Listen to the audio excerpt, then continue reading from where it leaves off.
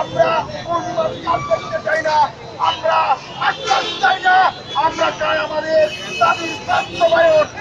আমাদের দাবির অবশ্যই বাস্তবায়ন করতে হবে। আমাদের এই দলসভা দাবি আমাদেরকে বাস্তবায়ন করতেই হবে। দলসভা দাবি বাস্তবায়ন না হওয়া পর্যন্ত আমরা মাঠ ছাড়বো না, আমরা শান্তিপূর্ণভাবে আন্দোলন চালিয়ে যাব। আমি প্রধানমন্ত্রীকে বলতে চাই যে দেশ নেত্রী মুক্ত জননী আমাদেরকে টেকনোলজি জাতিদেরকে টেকনিশিয়ান করে রেখেছ, এখনো মানুষ করণী। সেই আমাদের এই টেকনোলজি জাতি 1963 সাল থেকে নির্যাতিত, অবহেলিত, লাঞ্ছিত, বঞ্চিত।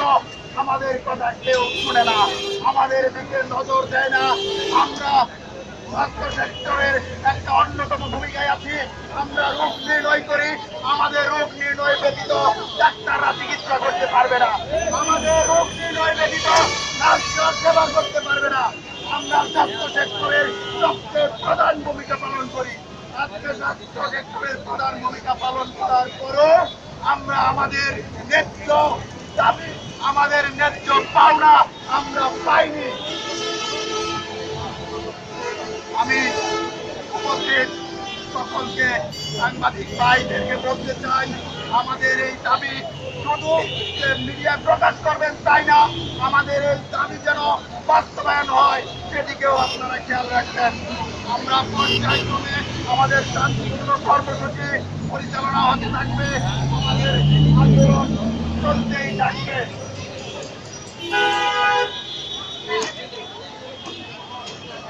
আমাদের এই যৌক্তিক দাবি, আমাদের এইটা 6 দফা দাবির মতো সেই ম্যাগনা কার্টা, যে দাবির মাধ্যমে আমরা আমাদের আমরা অনেক দিন ধরে অবহেলিত, সেই অবহেলিত তার ভিতর থেকে আমরা বেরিয়ে আসতে পারবো।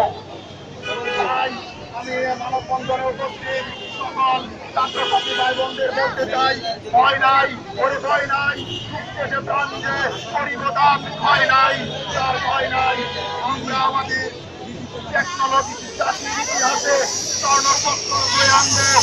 আমরা আমাদের টেকনোলজি তাদের সেই 40 বছরের ব্যর্থতাকে আমরা সাফল্যে পরিণত করবো, সেই আশাবাদ ব্যক্ত করে সবাইকে আবার রক্তিম শুভেচ্ছা ও সালাম জানিয়ে আমার বক্তব্য শেষ করছি। আবারও বলতে চাই, ভয় নাই, ভয় নাই, বিশ্বাসে প্রান্তে পরিবর্তন টেকনোলজি জাতির করে, ভয় নাই, তার ভয় নাই।